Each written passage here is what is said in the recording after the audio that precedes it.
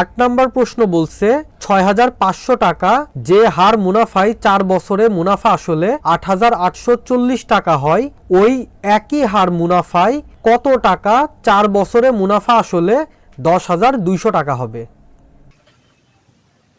আমাদের 8 নম্বর প্রশ্নে বলছে শতকরা যে হারে মানে শতকরা যে মুনাফার হারে আমাদের ৬৫০০ টাকা ৪ বছরে ৮৮৪০ টাকা হয়, ঠিক সেই একই হার মুনাফায় আমাদের কত টাকা আসলে মুনাফা আসল ১০,২০০ টাকা হবে। এই অঙ্কটা করতে হবে আমাদেরকে 2 ধাপে। আর আরেকটা বিষয় যদি আমরা খেয়াল করি, আমাদের উভয় ক্ষেত্রে সময় আছে 4 বছর। আর যদি আমরা দ্বিতীয় অংশের দিকে একটু তাকাই, প্রথম অংশে আমরা মুনাফার হারটা সূত্র বসায় বের করতে পারবো, কিন্তু যদি আমরা দ্বিতীয় অংশের দিকে খেয়াল করি সেখানেও আমাদের সময় 4 বছর এবং সেখানে আমাদের আসল বের করার যেই সূত্র আমাদের কাছে আছে যে আসল সমান সমান মুনাফা গুণ 100 ভাগ হার গুণ সময়। দ্বিতীয় অংশে আমাদের আসল সম্পর্কেও কিছু বলা নাই, আবার মুনাফা সম্পর্কেও কিছু বলা নাই, সেখানে 2টা ইনফরমেশন মিসিং আছে, যেই ইনফরমেশনগুলো আমাদের কাছে দেয়া নাই। ফলে আমরা দ্বিতীয় অংশের সূত্র ব্যবহার করতে পারবো না, কারণ সেখানে আমাদের একবারে মুনাফা আসল বলে দেয়া আছে যার মান ১০,২০০ টাকা। তাহলে আমাদের এই দ্বিতীয় অংশটা তো আমাদেরকে ঐকিক নিয়ম করে করা লাগবে, কিন্তু আমাদের অঙ্কের সুবিধার্থে আমরা প্রথম অংশেও হিসাবটা করব 4 বছরে ঐকিক নিয়ম করে। তাহলে আমি একটু অঙ্কটা করার চেষ্টা করি, তাহলে আমরা বিস্তারিত বুঝে যাব। এখানে আমাদের দেয়া আছে প্রথম অংশে আসল ৬৫০০ টাকা, মুনাফা আসল ৮৮৪০ টাকা। তাহলে আমাদের মুনাফা ৮৮৪০ বিয়োগ ৬৫০০ বিয়োগ করলে মান পাবো 0 থেকে 0 বাদ দিলে 0, 4 থেকে 0 বাদ দিলে 4, 8 থেকে 5 বাদ দিলে 3 এবং 8 থেকে 6 বাদ দিলে 2 টাকা। আর আমাদের সময় 4 বছর। তাহলে আমরা লিখবো ৬৫০০ টাকার 4 বছরের মুনাফা ২৩৪০ টাকা। তাহলে আমাদের 1 টাকার 4 বছরের মুনাফা ২৩৪০ ভাগ ৬৫০০ টাকা। তাহলে আমাদের 100 টাকার 4 বছরের মুনাফা ২৩৪০ গুণ 100 ভাগ ৬৫০০ টাকা। যদি আমরা 100 দিয়ে ৬৫০০কে ভাগ দিই, এখানে মান পাবো 65। 65 দিয়ে যদি আমরা ২৩৪০কে ভাগ দিই তাহলে আমরা মান পাবো 36। তাহলে আমাদের মান আসছে 36 টাকা। তাহলে আমরা 100 টাকার এটা 4 বছরের হিসাবটা বের করে নিলাম যে আমার 100 টাকাতে 4 বছরের মুনাফা আসবে কত টাকা, সেটা হচ্ছে 36 টাকা। তাহলে আমাদের 100 টাকার 4 বছরে মুনাফা আসল আসবে 100 যোগ 36 সমান 136 টাকা। তাহলে আমাদের 100 টাকার 4 বছরের মুনাফা আসবে 100 যোগ 36 136 টাকা। আমাদের দ্বিতীয় অংশের হিসাবও আসলে 4 বছরে আছে, যেখানে আমাদের মুনাফা আসল দেয়া আছে এবং আমাদের আসলের মান বের করতে হবে। এই জন্য আসলে আমরা এই 4 বছরের হিসাবটা করলাম।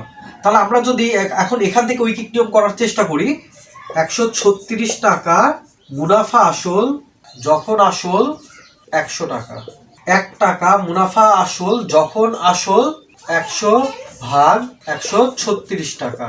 তাহলে আমাদের মুনাফা আসল হতে হবে ১০,২০০ টাকা। এই মুনাফা আসলটা হবে যখন আসল 100 গুণ ১০,২০০ ভাগ 136 টাকা। তাহলে আমরা যদি এখন ভাগ করার চেষ্টা করি, এটা 100কে যদি আমরা 4 দিয়ে ভাগ করি এখানে আমরা মান পাবো 25। 136কে যদি আমরা 4 দিয়ে ভাগ করি তাহলে আমরা মান পাবো 34। আর 34 দিয়ে যদি আমরা ১০,২০০কে ভাগ করি তাহলে আমরা এখানে মান পাবো 300। আর আমরা যদি এখন 300 দিয়ে এই 25কে গুণ করি আমাদের মান আসবে 3 দিয়ে 25কে গুণ করলে মান পাবো 75 আর শেষে 2 শূন্য।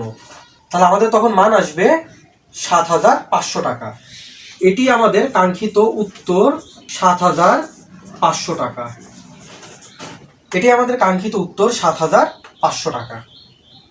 9 নম্বর প্রশ্ন বলছে রিয়াজ সাহেব কিছু টাকা ব্যাংকে জমা রেখে 4 বছর পর ৪,৭৬০ টাকা মুনাফা পান। ব্যাংকের বার্ষিক মুনাফার হার ৮.৫০ টাকা হলে তিনি ব্যাংকে কত টাকা জমা রেখেছিলেন? 9 নাম্বার অঙ্কে আমাদেরকে বলছে রিয়াজ সাহেব তিনি ব্যাংকে কিছু টাকা রেখেছেন এবং এই টাকা রাখার কারণে তিনি 4 বছর পরে 4,760 টাকা মুনাফা পান, যেখানে মুনাফার হার হচ্ছে 8.50 টাকা। এখন আমাদের এখান থেকে বের করতে হবে আসল কত ছিল। তাহলে আমরা লিখে নেই, দেয়া আছে আসল, এটাই আমাদের বের করতে হবে। মুনাফা 4,760 টাকা, সময় আমাদের 4 বছর, আর মুনাফার হার এটি হচ্ছে 8.50%। তাহলে আমরা দেখতে পাচ্ছি এটা আছে আসলে দশমিক ভগ্নাংশে। আমরা এটাকে সাধারণ ভগ্নাংশে যদি রূপান্তর করতে চাই তাহলে মান পাবো 8.50 ভাগ 100। তো এটা দশমিক সংখ্যা, আমরা যদি এটাকে একটি পূর্ণ সংখ্যায় রূপান্তর করতে পারি তাহলে আমাদের জন্য অঙ্কটা করা সুবিধাজনক হবে। যেহেতু এটা 5 শূন্য আছে, ফলে আমরা যদি 8.50 এর সাথে 2 গুণ করি, মানে লব এবং হর উভয়ের সাথে আসলে 2 গুণ যাবে, তাহলে আমাদের জন্য এই মানটা হবে 8.50কে 2 দিয়ে গুণ করলে আমরা মান পাবো 17, আর 100-র সাথে 2 গুণ করলে আমরা মান পাবো 200। তাহলে আমাদের হারটা আমরা একটি পূর্ণ সংখ্যার সাধারণ ভগ্নাংশে রূপান্তর করলাম। এখন যদি আমরা আসল বের করার চেষ্টা করি তাহলে আমাদের সূত্র মোতাবেক মান আসে মুনাফা গুণ 100 ভাগ হার গুণ সময়। কিন্তু আমরা জানি মুনাফার পাশে যে এই 100টা বসে এটা আসলে এই হারের 100, কারণ হারের হর সব সময় 100 হয়। সেটাই এখান থেকে আমরা জানি যে হর যদি ভগ্নাংশ হয় এটা গুণ হয়ে আসলে পরবর্তীতে উল্টিয়ে যায়। তাহলে এই হারের এই 100টা যেহেতু আমরা এখানে নিয়ে ফেলেছি যে আমরা এখানকার মানটা আমরা হারে লিখব, সেহেতু আমরা এখানে 100টা দেব না। যেহেতু মুনাফার হারের হরে যে 100টা থাকে সেটা এখানে বসে, মুনাফার পাশে বসে, কিন্তু এখানে আমরা দেখতে পাচ্ছি যে মুনাফার হারের হর এখানে 200, আমরা এখানে 200 বসাতে পারবো। কিন্তু আমরা একবারে না করে আমরা একটু ভেঙে বিস্তারিত বোঝার চেষ্টা করি আসলে কিভাবে হয়। তাহলে আমরা এখানে মুনাফাটা তাহলে আমরা এখানে মুনাফার পরে 100টা লিখলাম না, আমরা আপাতত বাদ রাখলাম। কিভাবে ওখানে 200 যাবে আমরা সেটা দেখব। তাহলে আমাদের মুনাফার পরিমাণ হচ্ছে 4,760 টাকা, আর আমাদের হার হচ্ছে 17 ভাগ 200, সময় হচ্ছে আমাদের 4 বছর। তাহলে এই 17 লব আর এই 4, এটা এই দুটা তো গুণ হবে, আর তাহলে আমাদের 4,760 ভাগ 17 গুণ 4 ভাগ 200। তাহলে আমরা দেখতে পাচ্ছি এটা তো নিজে একটা ভগ্নাংশ, যেখানে আবার হর এটাও ভগ্নাংশ। তাহলে এই ধরনের ভগ্নাংশ থাকলে আমাদের মান 4,760 এটা এইভাবে থাকবে এবং হর গুণ হয়ে উল্টাবে। তাহলে এই যে 200 ভাগ 17 গুণ 4। তাহলে আমরা যদি এখন আলটিমেট রেজাল্টটা দেখি, 4,760 গুণ 200 ভাগ 17 গুণ 4। এই যে বলেছিলাম আমরা যে মুনাফার হারের হর 100 বলে এখানে সেই হরের 100 বসে, কিন্তু এখানে আমাদের হরের ছিল হচ্ছে 200, ফলে এখানে এই যে 200 চলে আসলো। তাহলে এখন যদি আমরা ভাগ করি, 4 দিয়ে 200কে ভাগ করলে মান আসবে 50, আর 17 দিয়ে যদি আমরা 4,760কে ভাগ করি তাহলে আমাদের মান আসবে 280।